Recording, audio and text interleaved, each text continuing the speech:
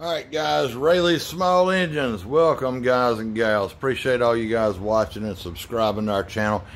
I have a quick tip here. I'm going to see if I can move this camera a little so you can see better. And I'm going to try to do this without getting in the way.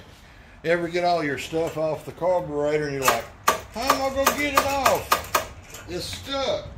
It's stuck on there forever. No, it's not. No, it's not. You had your two nuts that you took your air cleaner base off with. Okay, air cleaner base up here, the two nuts there. And they've got these like this. Put one on backwards. Okay, if I can start it.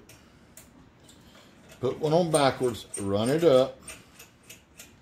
Put your other one on the right way. Run it up.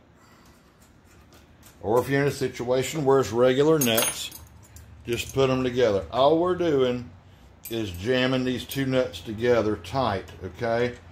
And we're basically turning this stud into a bolt. See, I tighten those up together. Now, you can break that stud loose and get it right out. Watch. Okay? That was cheating a little bit.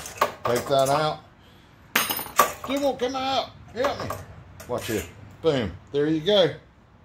How about that, folks? Just do everything backwards I did to put it back together. Y'all click that subscribe button. Give us a thumbs up if you like this video. Y'all have a wonderful afternoon. Thanks for tuning in.